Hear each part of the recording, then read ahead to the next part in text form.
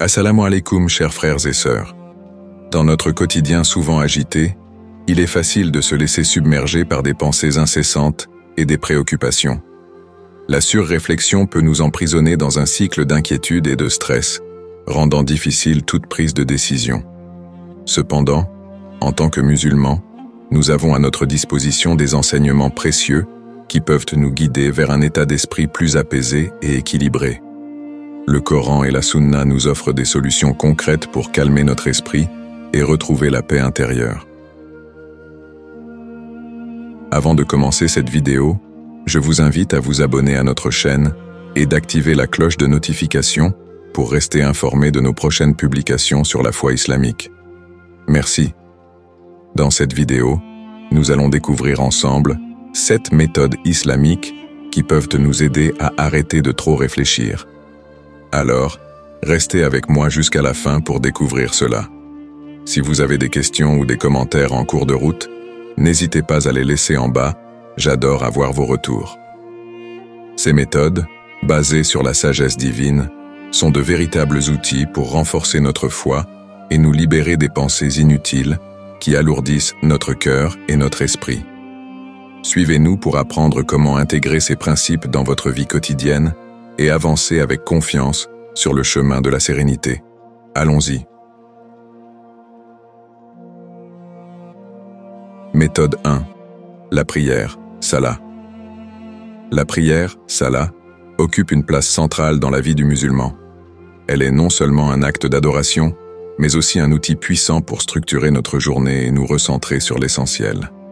En accomplissant les 5 prières quotidiennes à des moments précis, nous instaurons une routine qui brise les moments de stress et nous permet de revenir à un état de tranquillité et de concentration.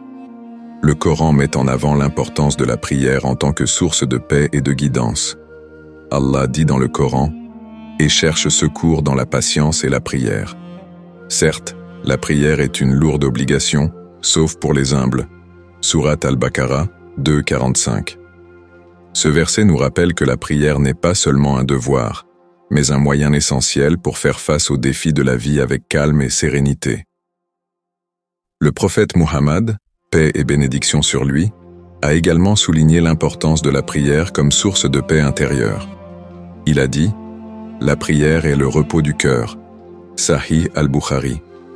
Cette déclaration illustre comment la prière nous permet de mettre de côté nos préoccupations mondaines et de nous reconnecter avec notre Créateur, apportant ainsi une clarté mentale et une paix intérieure. Sur le plan pratique, chaque prière nous offre une pause bien méritée dans notre journée. Ces moments de connexion spirituelle permettent de réfléchir, de faire le point et de réorienter nos pensées. Par exemple, en me rendant régulièrement à la mosquée pour la prière de Dour, je trouve que cela me permet de libérer mon esprit des distractions accumulées et de réajuster mes priorités. Cette routine régulière aide non seulement à structurer ma journée, mais aussi à apaiser mon esprit, me permettant de revenir à mes tâches avec une perspective plus calme et plus claire. En intégrant la prière dans notre quotidien, nous établissons un équilibre entre les exigences de notre vie et notre besoin de spiritualité. Elle nous aide à nous recentrer et à aborder nos préoccupations avec une attitude plus détendue, démontrant ainsi le pouvoir transformateur de la Salah dans notre lutte contre la surréflexion. Méthode 2. Le dhikr, rappel d'Allah. Le dhikr, ou le rappel d'Allah, est une pratique spirituelle fondamentale dans l'islam. Il s'agit de répéter des formules de louange, de gratitude et de glorification envers Allah, ce qui joue un rôle essentiel dans la tranquillité d'esprit et la paix intérieure. En répétant des invocations telles que Subhanallah, gloire à Allah, Alhamdulillah, louange à Allah, et Allahu Akbar, Allah est le plus grand, nous réorientons notre attention vers notre Créateur, apportant ainsi une forme de sérénité et de calme. Le dhikr aide à détourner notre esprit des pensées négatives et des préoccupations incessantes. En nous concentrant sur la grandeur et la perfection d'Allah, nous relativisons nos problèmes et nos inquiétudes, les mettant en perspective par rapport à l'immensité divine. Allah dit dans le Coran « En vérité, par le rappel d'Allah, les cœurs trouvent la paix. Sourate Ar-Ra'd 13-28. Ce verset souligne que la pratique du dhikr est une voie vers la tranquillité d'esprit, en nous permettant de trouver réconfort et stabilité face aux défis de la vie. Le dhikr est également un excellent moyen de calmer l'esprit et de réduire l'anxiété. Lorsque nous nous trouvons submergés par des pensées stressantes, le simple fait de nous engager dans le dhikr peut aider à apaiser notre esprit. Par exemple, en récitant « La ilaha illallah » « Il n'y a pas d'autre divinité qu'Allah » ou en répétant « Astaghfirullah » « Je demande pardon à Allah », nous nous reconnectons à une source de réassurance et de soutien divin. Ces formules simples et puissantes nous rappellent la miséricorde et la puissance d'Allah, réduisant ainsi notre stress et notre anxiété. Intégrer le dhikr dans notre routine quotidienne est relativement facile et peut se faire de manière naturelle. Voici quelques suggestions pour l'incorporer dans votre vie, au réveil et avant de dormir. Commencez et terminez votre journée en récitant des formules de dhikr telles que Subhanallah et Alhamdulillah. Pendant les moments de calme, utilisez les pauses dans votre journée, comme lors de trajets ou en faisant des tâches ménagères, pour pratiquer le dhikr. Avant et après les prières. Ajoutez des invocations comme Bismillah, au nom d'Allah, avant de commencer vos activités et Jazakallah khair, qu'Allah vous récompense en bien après. En intégrant ces pratiques simples, le dhikr devient une partie essentielle de notre quotidien, nous aidant à rester connectés à notre foi et à maintenir une tranquillité d'esprit, même dans les moments de stress. Méthode 3. La méditation, tafakkur. La méditation, ou tafakkur en arabe, est une pratique essentielle dans l'islam, centrée sur la réflexion profonde et la contemplation des signes d'Allah dans l'univers et en soi-même. Tafakkur signifie réfléchir, méditer, et il est souvent associé à la contemplation de la grandeur d'Allah et de sa création. Cette pratique est non seulement bénéfique pour la spiritualité, mais elle joue également un rôle important dans la gestion du stress et l'amélioration de la clarté mentale. Le Coran encourage les musulmans à pratiquer le tafakkur pour approfondir leur compréhension et renforcer leur foi. Allah dit dans le Coran, « Ceux qui se rappellent Allah en se tenant debout, assis et sur leur côté, et qui méditent sur la création des cieux et de la terre disent, « Notre Seigneur, tu n'as pas créé cela en vain. Gloire à toi. Préserve-nous du châtiment du feu. » Sourate Ali Imran 3191. Ce verset montre que la méditation sur la création d'Allah nous aide à reconnaître sa perfection et à renforcer notre gratitude. Prendre du temps pour soi, loin des distractions quotidiennes, permet de faire une pause et d'observer ses pensées sans jugement. Cette pratique aide à dissiper les inquiétudes et à cultiver une meilleure compréhension de soi-même et de ses émotions. En observant nos pensées avec une attitude de calme et de curiosité, nous pouvons mieux comprendre ce qui nous préoccupe et comment y faire face de manière constructive. Voici quelques techniques de méditation simples basées sur des principes islamiques que vous pouvez intégrer dans votre routine quotidienne. 1. Méditation sur les versets coraniques. Choisissez un verset du Coran qui résonne avec vous et prenez quelques minutes pour le méditer profondément. Réfléchissez à sa signification et à la manière dont il peut s'appliquer à votre vie. 2. Contemplation des créations d'Allah. Prenez le temps de sortir et d'observer la nature, les étoiles ou d'autres éléments de la création d'Allah. Réfléchissez à la magnificence de la création et à la façon dont cela renforce votre foi. 3. Réflexion sur les noms d'Allah. Passez du temps à méditer sur les noms d'Allah, comme Ar-Rahman, le tout miséricordieux, ou Al-Hakim, le sage. Répétez ces noms et réfléchissez à leur signification et comment ils se manifestent dans votre vie. 4. Exercice de respiration et de concentration. Trouvez un endroit calme et pratiquez des exercices de respiration profonde tout en vous concentrant sur un dhikr ou une formule de prière. Cela aide à apaiser l'esprit et à favoriser une concentration intérieure. 5. Journaling spirituel. Tenez un journal de méditation où vous notez vos réflexions, vos pensées et vos sentiments après chaque session de tafakkur. Cela peut vous aider à suivre votre croissance spirituelle et à mieux comprendre vos émotions. En intégrant le tafakkur dans votre vie quotidienne, vous développez une plus grande conscience spirituelle et une capacité accrue à gérer le stress et les préoccupations. Cette méditation islamique vous aide non seulement à trouver la paix intérieure, mais aussi à renforcer votre relation avec Allah et à apprécier la profondeur de sa création. Méthode 4. La gratitude, shukr. La gratitude, ou shukr en arabe, est une pratique centrale dans l'islam qui nous invite à reconnaître et à apprécier les bienfaits d'Allah dans notre vie. Cultiver la gratitude peut transformer notre perspective, nous aidant à nous concentrer sur ce que nous avons plutôt que sur ce que nous manquons, et ainsi à réduire les sentiments de mécontentement et d'anxiété.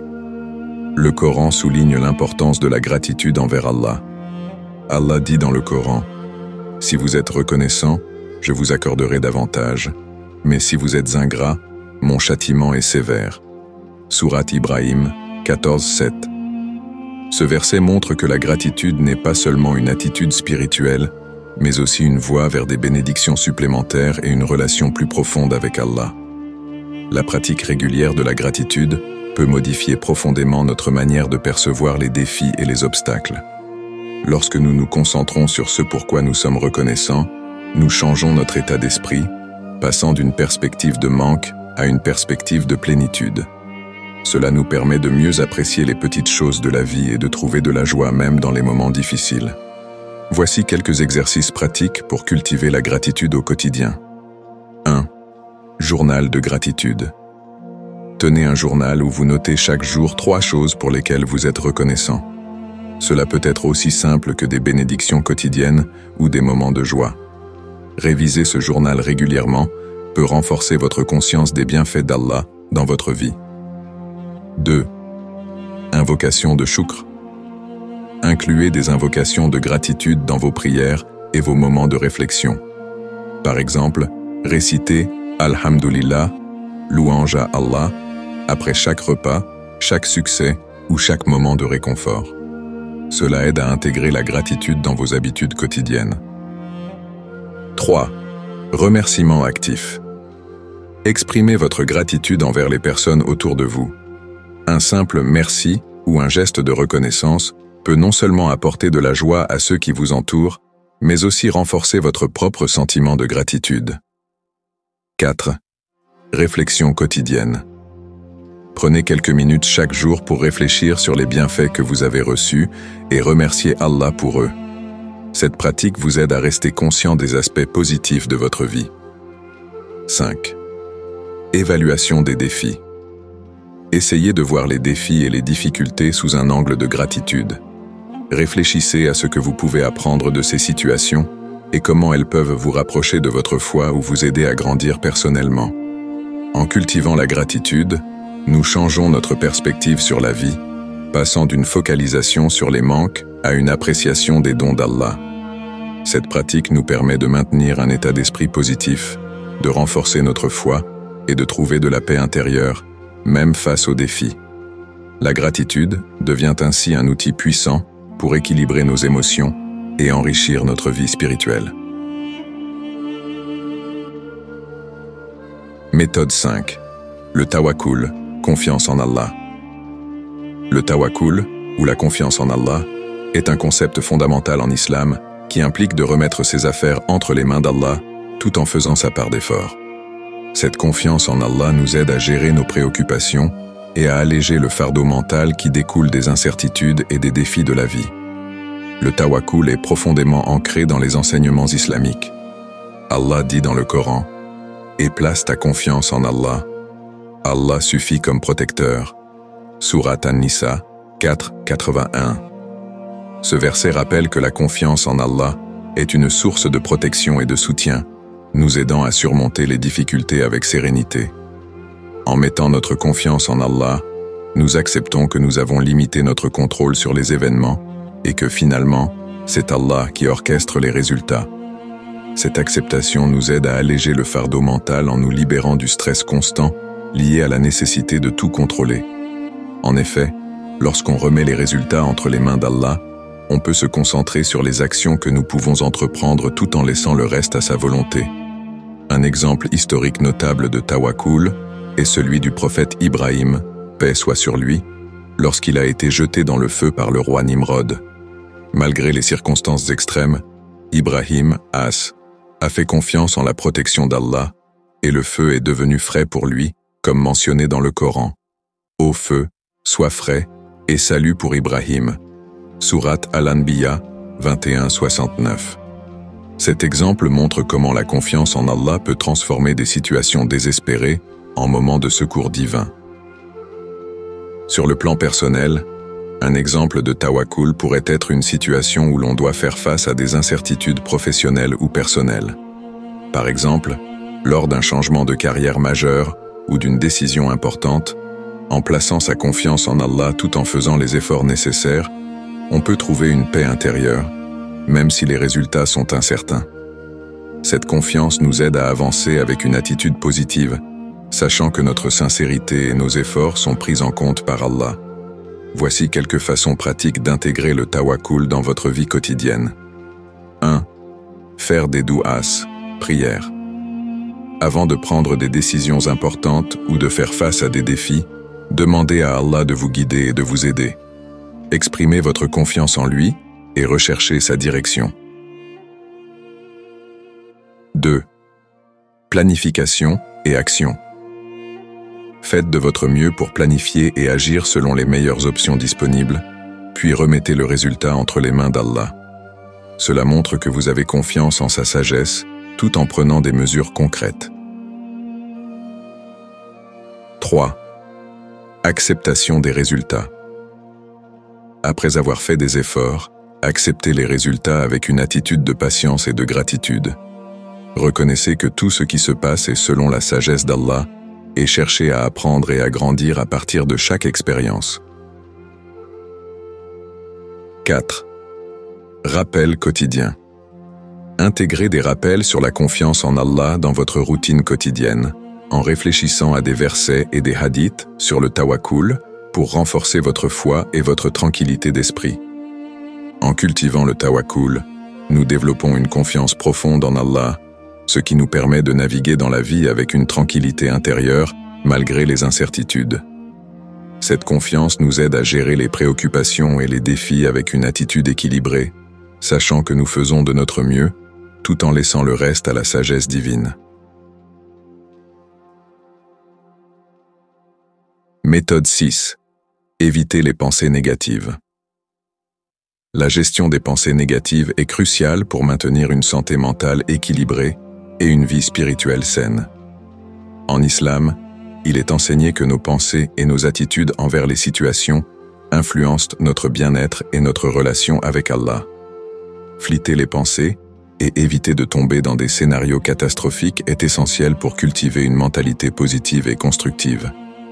Le prophète Muhammad, paix et bénédiction sur lui, a conseillé de nourrir des pensées positives et d'éviter les conjectures néfastes. Il a dit « La bonne opinion est une partie de la foi ». Sahih Muslim.